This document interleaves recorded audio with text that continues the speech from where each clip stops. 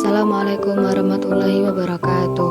Kami dari kelompok 5 yang beranggotakan Farihatun Sukma NIM 20, Yazid Kusaini NIM 35, Fitratul Haq NIM 40, dan Nurul Aisyah NIM 157 akan mempresentasikan latihan 1 Klasis Osteikties tentang sistematika dan pembadahan inspeksio pada Cyprinus carpio. Sistematika Cyprinus carpio atau kedudukan taksonomi untuk mengetahui hubungan kekerabatan antara hewan yang satu dengan hewan yang lainnya.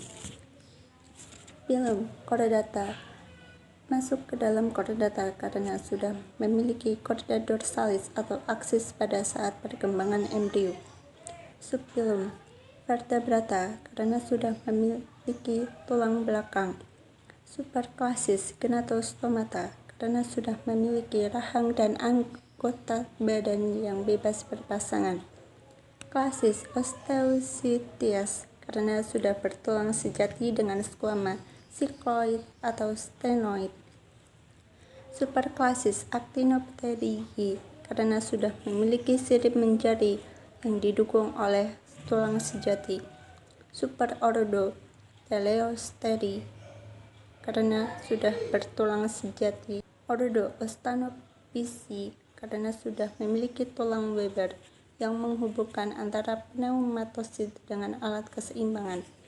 Subordo Cyprinoidea, familia Cyprinidae, genus Cyprinus, spesies Cyprinus carpio. Di sini saya akan menjelaskan tentang daerah cabut atau kepala. Yang pertama yaitu rima oris atau celah mulut, dibentuk oleh maksila dan mandibula terletak pada ujung rostrum. Yang kedua yaitu fovea nasalis atau cekung hidung, jumlah sepasang, terletak di bagian dorsal mulut, tempat berakhirnya vola olfactoria atau cabang terakhir dari nervus olfactorius. Yang ketiga yaitu organon visus atau mata, tersusun atas 1. Sklera sebagai lapisan paling luar. Yang kedua kornea sebagai selaput terlihat jernih transparan letak di bagian sklera. Yang ketiga pupil terletak di belakang kornea bagian tengah, sedikit terbuka, membuka menutupnya dikendalikan oleh otot bola mata secara refleks. Yang keempat yaitu iris terletak di sekitar pupil berpigmen. Yang kelima lensa mata, letaknya tepat di belakang pupil. Yang keempat yaitu apparatus opercularis atau tutup insang, jumlah sepasang, bentuk sedikit setengah lingkaran dan tersusun atas bagian-bagian A. Operculum. Bagian ini terbagi atas 4 bagian yaitu 1. Os operculare terletak di bagian dorsal. 2. Os praeoperculare terletak di bagian kranial. Yang ketiga, os suboperculare terletak di bagian kaudal. Yang keempat, os interoperculare terletak di bagian ventral. Yang B yaitu membrana branchiostegalis bebas yang terletak di tepi caudal operculum. Yang C yaitu radi branchiostegi sebagai tulang-tulang kecil bengkok berfungsi sebagai penyokong membrana branchiostegalis, letak di bagian leher yang menyempit disebut isthmus. Selanjutnya adalah trunkus atau bagian badan. Yang pertama, yang ditunjuk oleh nomor 1 adalah squama atau sisi.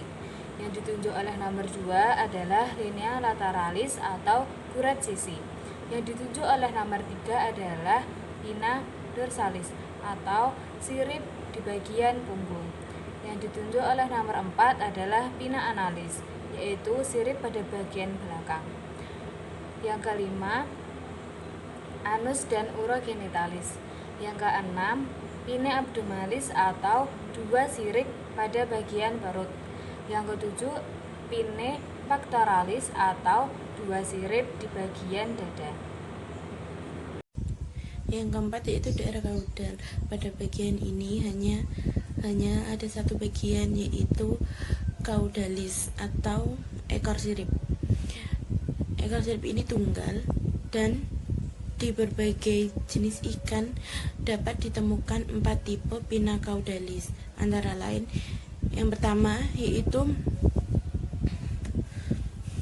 dapat ditemukan pada satu, yaitu tipe protosekral. Nah, tipe protosekral ini merupakan sirip yang paling primitif dan dapat ditemukan pada siklus stomata dewasa.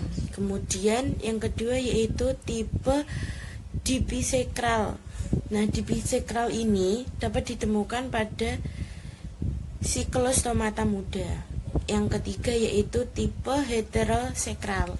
Tipe heterosekral ini dapat ditemukan Selechai.